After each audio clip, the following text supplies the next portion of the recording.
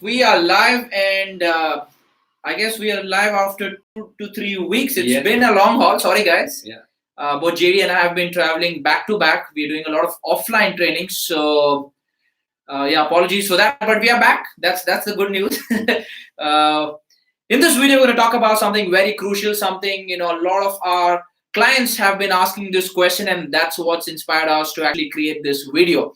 A lot of sales professionals and client servicing executives have been saying that, look, uh, we told the client that we'll deliver X, and then the client agreed, but then later they say, look, why was this particular thing not delivered, right? And there's so much of confusion, right, Jerry? Yeah. There's a lot of confusion, but what I would like to suggest here is, after you initially have a verbal conversation with the customer, always back it up with a recorded email, Right. and then get his confirmation, written confirmation. This will solve one big problem, that is, if there is any information gaps, Right. if the expectations are up and down, the customer has an opportunity to voice it or clarify it. Right. The best thing is that if you don't know something, get it clarified. Talk to your customer. Keep records, because what will happen is that later on, in the later stages, the customer may forget it. Right. And it is also possible that we as sales professionals may also forget it. Right. And that can be of, then there can be a possibility of conflict, Right. which is not a great idea. Absolutely. You don't want to land in a situation where your management is sitting across and there's the customer, and there's just blames, just everyone's just blaming the other person. We don't want to land that situation. So very, very crucial that you become a kind of CID agent, and you document everything, because very, very crucial that you have a record, okay, which you can go back to, because let's understand the reality, okay. Lot of times, you are committing something which probably the client has not understood, okay. And there are times when the client is also probably not very vocal about certain issues. There are a lot of assumptions being made on both sides, right? I won't want to blame anyone, but yeah, there are assumptions being made from both ends. Now later down the line, you realize that, look, this is not the way I wanted it to be. There is confusion, there is massive confusion all over. So very, very important that you that verbal, as Jerry said, from a verbal commitment you move it to a written commitment. And this could be in the form of a simple email where you mark your management, you mark your customer, and the first two words is as simple as discussed. As discussed, this is what we've agreed on, and this is how it's going to be. I will share with you one example, and more. This is what I practice. So, Sure. it can be emulated when you are there in front of your customers. Is that when I'm having a verbal conversation with a customer, and more like you are sitting in front of me, if I ask you something, what is your need? Then suppose you say communication. Right. Then I make a note of it. Right. And then I give some time for the customer to actually settle down. And then slowly I ask him, what does communication mean to you? Right. Then the customer opens up. He says that, my salespeople are not able to articulate my product or service effectively, confidently in front of the customer.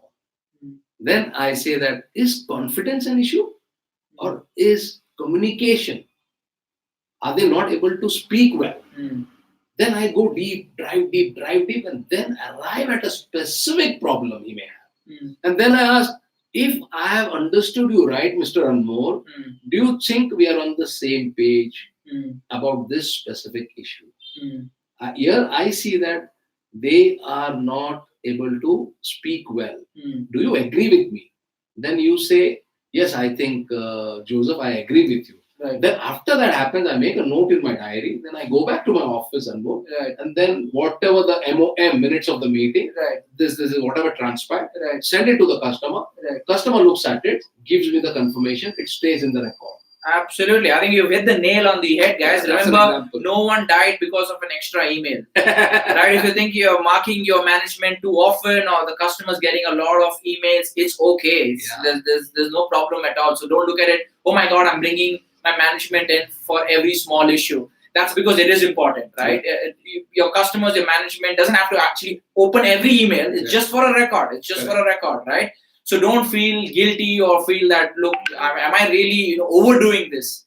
Don't think of it that way.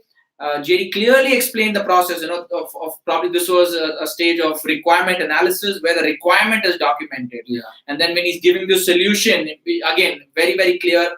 Let's say if he's doing a training session for 90 minutes, then when will it be conducted? How will it be conducted? Who will conduct it? Everything is documented. And then again, what everyone's marked on that email so that there is no confusion. Documentation is the key, and I see one clear, variation here, Anmol. And that is, we need to understand that people change. Right. I've seen customers changing in my life. Right. I've also seen salespeople changing. They overpromise some more, and then they underachieve, and then the whole relationship goes on a tango. Right. And there's a big conflict, which is not a win-win equation, nor for the customer, nor for the brand, nor for the company. Right. So when you are absolutely clear, integrity is of key. Right. And then you take these clarifications and then you move on slowly. Let the process be slow and cumbersome, no issue. Right. But it will only come back to protect you later on. Absolutely. That's what we intend to say. Yeah. So as the title says, Yeah. how to avoid it early on. Early on is the buzzword right here. Yeah. We don't want to get into that discussion that I was talking about earlier. True. All right, guys. I'm sure you agree with what we just said. Write in your comments to let us know about a situation where you felt that this could have been applied to save the day for you. Do subscribe to this channel, and we are back. We are back for good. So we've decided that even if you're traveling, you're gonna buy that selfie stick, right? Not to take photos. We don't take that many photos, but yeah. For videos, we're gonna take that selfie stick and actually do videos wherever we are. Yeah. Irrespective of our location, timing, so that we can. And many people were asking us that why your videos are not coming on the. That's when it hit us. Yeah. Okay, let's just make sure we in fact just came into. And we are really excited, delighted, and very happy that we are adding value to you guys. True. That's the way it is. True. Cheers, guys. I'll see you all in the next video. Have a great evening.